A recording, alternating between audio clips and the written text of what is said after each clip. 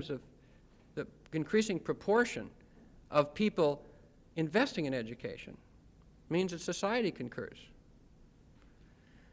When it comes to the area of who should pay for this service, then I think we have to look at what people want. From the standpoint of a legislator, the question becomes, first of all, are there externalities? Is society better off from this investment? But the question is, what do we really want from that investment? And I guess that's one of the things I want to question tonight. Is the goal of the educational system, particularly now at higher education, to provide this kind of opportunity for anyone in the state who wants to partake, to provide, to make the funds available? Originally, that's the basic proposal was, the problem with underinvestment in education was that you couldn't borrow against the collateral of increased higher earnings over time, and consequently we had an underinvestment taking place. I believe that that underinvestment probably is still taking place, but it's probably reduced considerably. Certainly it still exists, but I would suspect that it's far less than it was in the past. And your enrollment here at Iowa State certainly is indicative of that. In face of declining or relatively stable and declining high school graduates, your enrollment continues to increase. Well, so, and I'm going to stressing going back to the competition. One of the things I guess that I feel proud of the state of Iowa is that they have promoted the Iowa Tuition Grant Program, which allows this competition to take place. It does allow people in the state an alternative between different kinds of college education. And as I mentioned before, I think that is good. Now the question then is not whether we should continue to subsidize higher education, but at what particular rate. And I think perhaps we should be taking a look at that. I think we were probably going to have to reduce the rate of subsidization. I should point out the cost of going to different kinds of colleges is not as different as you might suspect. The private colleges supposedly have very high tuition, but considering using the same kinds of opportunity costs, students are paying at the universities roughly 74% of the cost of their education. At our college, I estimate this as basically they're paying 82% of the cost. So the difference between the two prices is not as much as I think we may believe at first blush.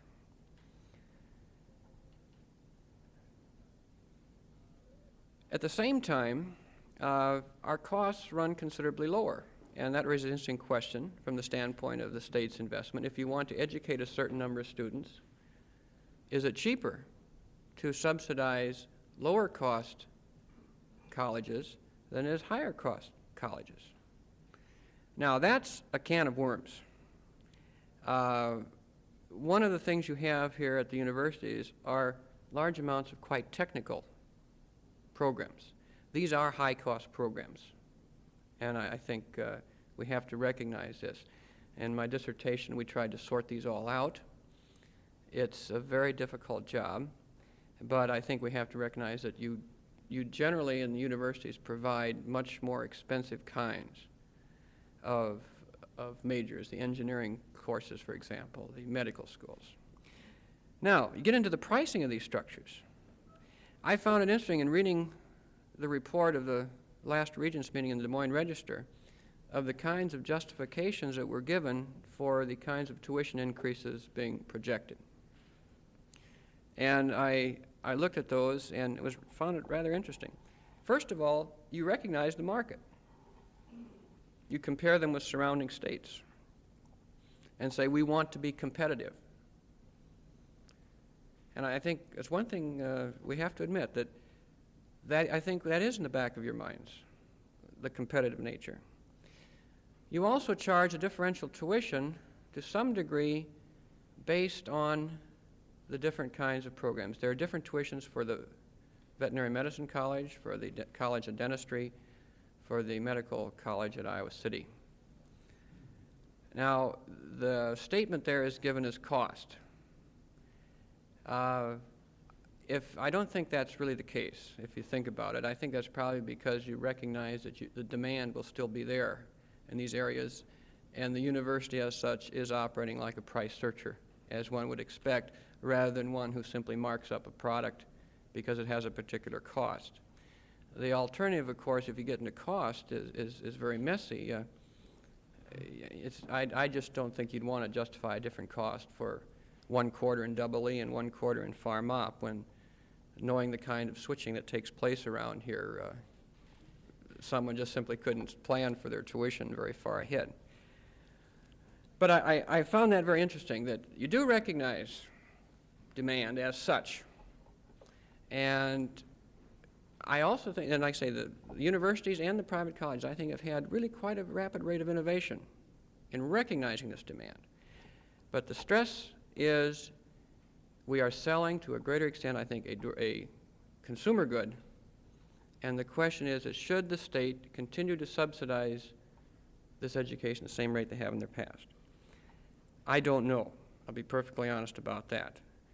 But one of the competing sources you have for your funds is a simple revolution in general, I'll use the word revolution, as to what proportion of money should be spent by public bodies.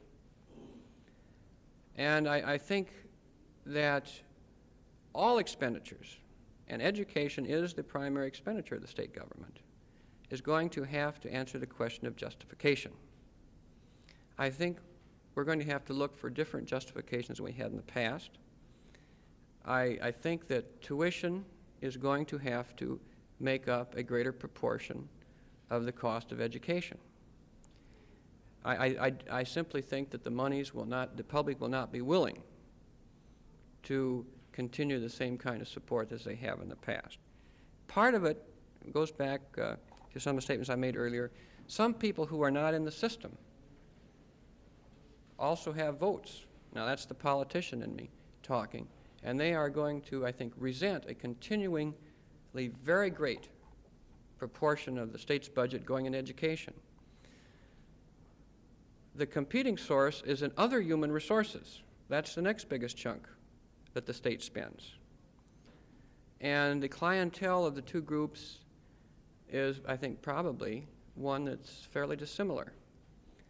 But the potential there of spending more on education has got to be justified if it causes a reduction in other kinds of investment in human capital, such as income subsidies and so on.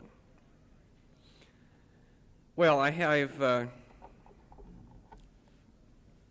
almost forgotten to talk about the technical school sector. Very interesting sector, a terribly high-cost sector in the in the area schools that we've started not too many years ago. It raises some interesting questions. If there are externalities in the form of citizenship and the traditional viewpoints, are these provided by a general education or technical education?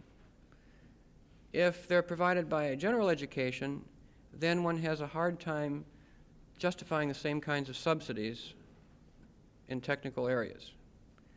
Basically, I think the technical schools basically present the business firms with a trained labor force. Rather than starting in at low wages and working for the company a few years, the student goes to college, moves in at a higher wage rate. And I think we have to recognize that much of our technical school subsidies are basically subsidies to business, and they can avoid certain training costs. There's another interesting aspect of technical schools as they compete even with the high schools. We have some interesting responses. It is almost easier it is cheaper in certain ways to get a high school diploma from an area school in the form of certificate in adult ed than it is to stay in school. Now, I think this is something has to be recognized, and I guess I would point out that many students simply find the high schools unacceptable, and they can go to work, move over to a tech school, go to evening school, and pick up the high school diploma at, I think, is probably a lower cost than going to the current high school. And I think that's a result of the system and interaction we haven't thought of before. They certainly provide another alternative, however, in diversification of educational investment opportunity. I think that the costs, however, are going to have to be constrained.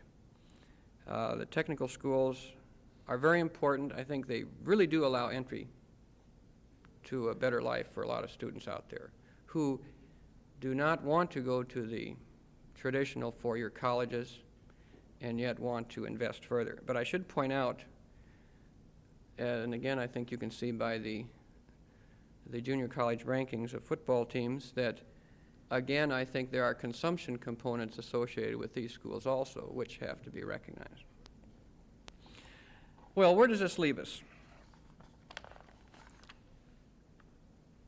It still leaves us at the point where the state has a vested interest in subsidizing education. The public concurs simply by the votes that they place when they attend all these educational institutions.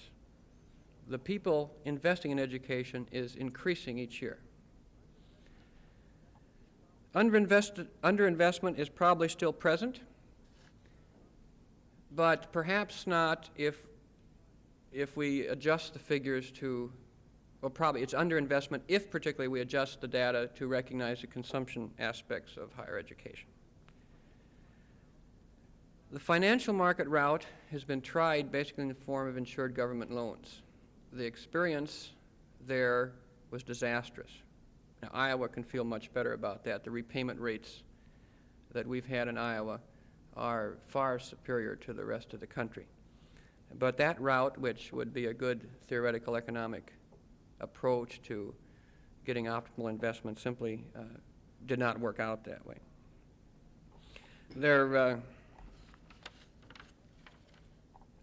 There are some other possibilities. Reviewing some of the old textbooks, when you get to talk like this, you're concerned you should go back and check out what the current literature is all about. And so I grabbed a hold of Musgrave, which is sort of the Bible in public expenditure, and was looking under merit goods and the different possibilities. And it talked about something like when you'd like to encourage more consumption than would normally be forthcoming of a particular kind of good, like education. One of the proposals he came out with was that you have a very low entry fee type of thing, a base flat charge to everyone, which meant they would pick up part of the cost, but which would have no impact on how much of that particular good they invested in or consumed. And my only thought as I read that was that sounds an awfully lot like the quarter horses. You know, we'd have the Iowa State Futurity, where when your child is born, you put $10 in the pot, and when they go graduate from 4th grade, you put another $50 in. And I was just struck by the similarity of those of you who worked out how the fraternities operate, and I just had to chuckle. I don't think that's the route we're going to be going. I think that would draw too much antagonism. What do we need to make these decisions? First of all, we still do not have, and I hope someone here will correct me, we do still not have good educational research. When I was conducting my research 20 years ago, I went over to check out books on education. You know, how does it work? What is the process itself? They weren't there. There has been some work done in this area, learning processes and so on, but I still think we need to have more research in not only in measurement. I'll also advertise for more research in the economic aspects of education, but simply the educational process itself. And I think we need attempts to actually delineate. Now, I'm telling you this basically as a politician now, to delineate what the advantages are. So when you go to the public, you can say, we need this because. And basic research is crucial in this whole area. I recall, and again, I hope there's been some new data brought out. When we did our research and several other people, we found out that investment education in college pays. It's a good investment. But we didn't know why. We still don't know why. I was always bothered that I saw research works also done that said if you go to the Army, it pays. You have a rate of return on that. People who were in the military, other things equal, did better than people who are not in the military. Now, that opens all sorts of possibilities in my mind. And the one first thing that struck me is it's not what you learn in the classroom, it's simply knowing you can put up with all those silly requirements, be they in the military or in college. And if you can go somewhere else in a strange place and cut the mustard, you're going to be better off. Now, you could test that fairly simply, I think, by just checking out community colleges versus residential colleges to find out if, say, a cultural displacement, in fact, is part of the process which makes this whole investment worthwhile. But we need more work in this area. I think we have to keep higher educational competitive. I think Iowa's done an excellent job here because we do have a good system of colleges and universities of all kinds. I should point out the private colleges have to justify their existence out there just as well as the state colleges do. We are also subsidized. Certainly some from the state with the tuition grant program. We also have our other subsidies, a lot of gifts, donors, so on. We have to justify the existence in all these colleges by meeting particular demands that society has. Now, these demands should be diversified, and I think the colleges, in order to exist, must meet these different kinds of demands. Now, I'm very big on competition. I think we have to take some steps to make high school and elementary school more competitive. Now, John Murray knows that I've run around with the voucher system in my back pocket a little bit in Des Moines. John's not here right now.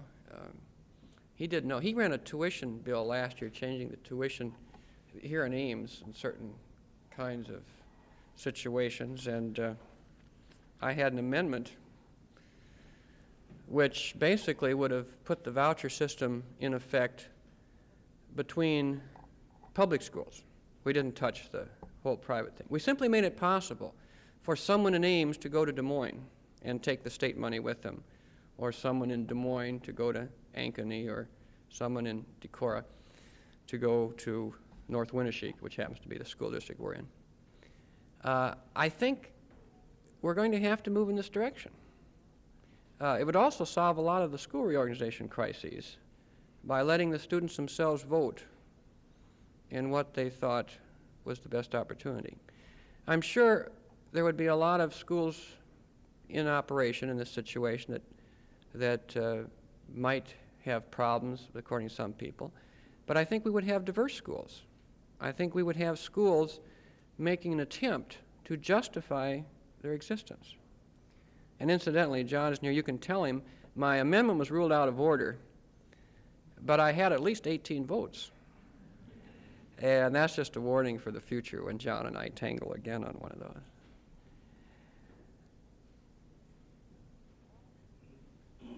All tuitions are going to raise, both public and private.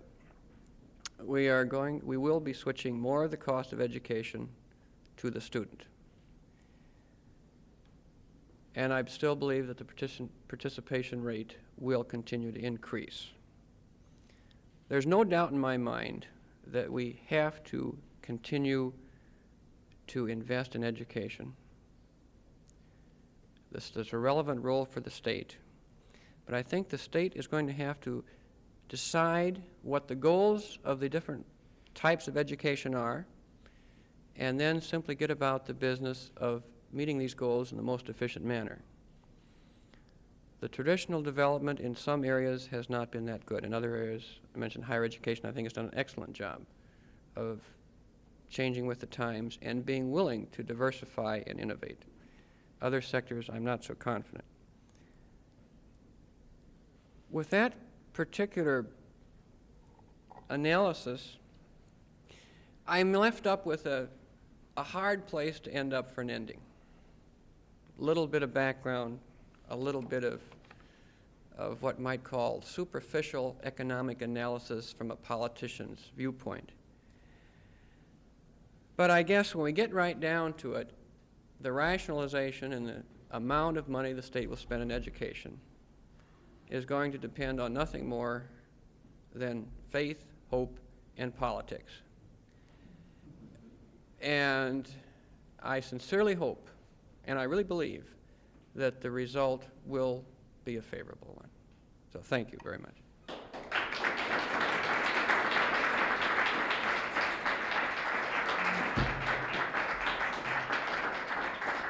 you submit to a question or two if somebody wants to ask something here about? I like it much better. I don't like microphones.